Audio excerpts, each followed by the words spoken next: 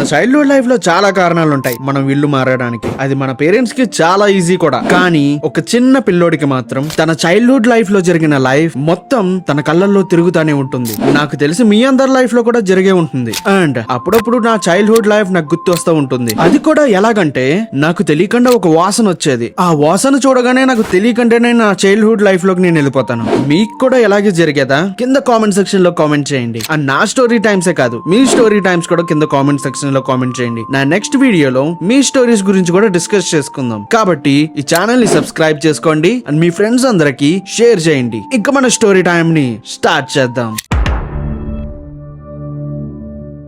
Hello పిల్లలు, welcome back to the story time with kick. Year 2014. నేను 4th class లో ఉన్నప్పుడు ఏలూరులోనే చదువుకునేవాడిని అనమాట. ఇక్కడ నాకు చాలా మెమరీస్ ఉన్నాయి, ఒక్కటని కాదు. One of the best memory అంటే మా ఇంటి పక్కన ఉన్న పార్క్ మాత్రమే. ఆ పార్క్ కి నాకు చాలా బాగుండేది. చాలా మెమరీస్ కూడా ఉన్నాయి. ఎప్పుడైతే పొద్దున్న స్కూల్ కి వెళ్తానో, స్కూల్ నుంచి ఇంటికి వచ్చిన వెంటనే 4:30 కల్లా అక్కడ అటెండెన్స్ పడిపోతుంది అనమాట. ఇలా డైలీ నేను వెళ్తానే ఉంటాను పార్క్ కి. అండ్ ఒక రోజు నేను పార్క్ వెళ్ళి ఆడుకుని ఇంటికి వచ్చాను. ఇంటికి వచ్చిన వెంటనే నేను సడన్ గా ఒక షాకింగ్ విషయం విన్నాను. అదేంటంటే మా మమ్మీ స్లోగా అన్ని సర్దడం మొదలు పెడుతున్నారు. నేను మా మమ్మీ దగ్గరికి వెళ్ళి, ఏంటమ్మా ఈ రోజంతా సర్దేస్తున్నావు, ఎక్కడికైనా వెళ్తున్నావా అంటే అప్పుడే మా మమ్మీ చెప్పారు, మనం ఇల్లు షిఫ్ట్ అవబోతున్నామని. అయితే ఏ కాలనీకి వెళ్తున్నామమ్మా మనం అని మా మమ్మీని అడిగితే, ఏ కాలనీ కాదు, వేరే ఊరే వెళ్ళిపోతున్నాం మనం. ఎందుకంటే ఇక్కడి నుంచి డాడీ చేసే బిజినెస్ చేయడానికి వెళ్ళాలంటే చాలా దూరం అయిపోతుంది. కాబట్టి మనం వేరే ఊర్లోకి వెళ్ళిపోతే డాడీకి చాలా ఈజీగా ఉంటుంది అని మా మమ్మీ చెప్పారు. అప్పుడు వెంటనే నేను మా మమ్మీని అడిగాను, అమ్మ ఒక్కసారి చెప్పమ్మా డాడీకి, వద్దని చెప్పమ్మా, నాకు ఇక్కడి నుంచి వెళ్ళాలని లేదమ్మా అని మా మమ్మీని అడిగాను. సరే నీకోసం అడుగుతాను రా ఒకసారి, డాడీ ఓకంటే ఓకే, లేదంటే మనం ఇంక వెళ్లాల్సిందే అని మా మమ్మీ చెప్పారు. దీంతో మా మమ్మీ మా డాడీ దగ్గరకు వెళ్లి, ఇలాగా వీడికి ఇష్టం లేదంటే ఇక్కడి నుంచి వెళ్ళడం, చాలా ఏడుస్తున్నాడని మా డాడీకి మా మమ్మీ చెప్పారు. వెంటనే మా డాడీ గట్టిగా అరిసేశారు, తొందరగా రెడీ అవ్వండి, ప్యాక్ చేసుకోండి, ఇంకేమీ ఆగేది లేదు అని రూమ్ లోంచి సౌండ్ వచ్చింది. దీంతో నేను చాలా భయపడిపోయాను. అప్పుడు మా మమ్మీ రూమ్ లోంచి బయటకు వచ్చి, చూసావు కదా నీ వల్ల నేను ఎలా తిట్లు తింటున్నాను, ఇంకేం మాట్లాడకుండా నీకు కావాల్సినవన్నీ ప్యాక్ చేసేసుకో అన్నారు. దీంతో నేను చాలా డిమోటివేట్ అయిపోయాను. వెంటనే నేను కిందకు వెళ్లి నా సైకిల్ తీసుకుని మొత్తం నా ఫ్రెండ్స్ ఉండే ఏరియాలు మొత్తం తిరగడం మొదలు పెట్టాను. నాలో నేను ఫీల్ అయిపోతున్నాను, ఇంకో 2 రోజుల తర్వాత నేను ఇక్కడ ఉండనని. అలా సైకిల్ తొక్కుతా కొన్ని ప్లేసెస్ కి తిరుగుతా దగ్గరలో ఉండే ఒక పార్క్ లోకి వెళ్ళి కూర్చున్నాను. అక్కడే కూర్చుని ఆలోచిస్తా ఉన్నాను, ఏమైనా పాసిబిలిటీ ఉందా మేము ఆగిపోవడానికి అని. అలా ఆలోచిస్తున్నప్పుడు నాకు చిన్నప్పుడు చూసిన ఒక కార్టూన్ షో గుర్తొచ్చింది. అదే డోరేమోన్. నోబితా డోరేమోన్ అడుగుతాడు కదా, డోరేమోన్ నేను వేరే ప్లేస్ లోకి వెళ్ళిపోవాలి,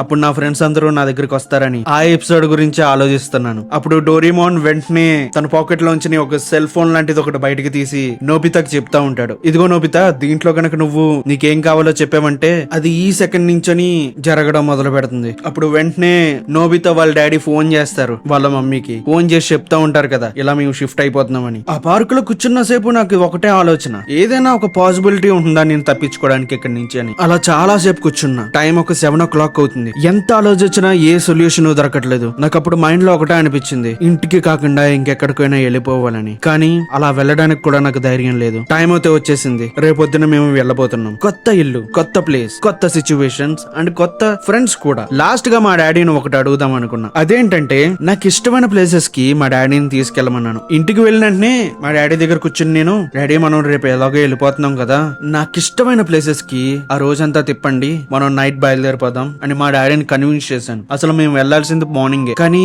నేను ఇంత బాధతో అడగడం వల్ల మా డాడీ, సరే నేను ఈ రోజంతా తిప్పుతాను, మనం నైట్ బయలుదేరదాం అని మా డాడీ అన్నారు. నాకు ఇష్టమైన ప్లేసెస్ వచ్చేసి first of all movie theatres. మా డాడీని సినిమాకి ఏదైనా తీసుకెళ్ళమన్నాను. మా డాడీ సరే అని తీసుకెళ్లారు నన్ను. అలా సినిమా చూసిన తర్వాత మధ్యాహ్నం ఎగ్జిబిషన్ జరుగుతుంది, అక్కడికి తీసుకెళ్ళమన్నాను. మా డాడీ నన్ను తీసుకెళ్లారు. అది కూడా కంప్లీట్ అయిపోయింది. నా ఫేవరెట్ ప్లేస్ వచ్చేసి ఒక టాల్ బిల్డింగ్ ఉంటుంది. ఆ టాల్ బిల్డింగ్ ఎక్కితే గనక మనం అక్కడి నుంచొని ఆ గ్లాస్ లోంచి మనం కింద ఉండే సిటీ వ్యూ మొత్తం చూడొచ్చు. దీంతో మా డాడీని ఆ రెస్టారెంట్ కి తీసుకెళ్ళమన్నాను. మా డాడీ దానికి సరే అన్నారు, తీసుకెళ్లారు. అక్కడ హ్యాపీగా తినేసి మళ్ళీ ఎప్పుడు వస్తానో తెలియదు, కానీ చాలా ఆలోచించేస్తున్నాను కొత్త ప్లేస్ ఎలా ఉంటుంది అని. అప్పుడే మా డాడీ ఏమన్నారంటే, నైట్ అయిపోయింది కదరా, మనం రేపొద్దున వెళ్దామని మా డాడీ అన్నారు. దీంతో కొంచెం హ్యాపీగా ఫీల్ అయ్యా, ఒక్కరోజైనా ఇక్కడ ఉంటున్నానని. అలా మేము మా ఇంటికి వెళ్ళిపోయాం. వస్తువులన్నీ వెళ్ళిపోయినాయి. దాంతో మేము ఇంకా కిందే పడుకున్నాం అనమాట. అలా పడుకున్న కొద్దిసేపటికే నాకు నాకు లైట్ గా మెలకు వచ్చింది. మెలకు వచ్చిన వెంటనే ఏదో గుండెల్లో ఒక బాధ కింద ఉంది, రేపు వెళ్ళిపోతున్నామని. దీంతో నేను వాష్రూమ్ లోకి వెళ్ళి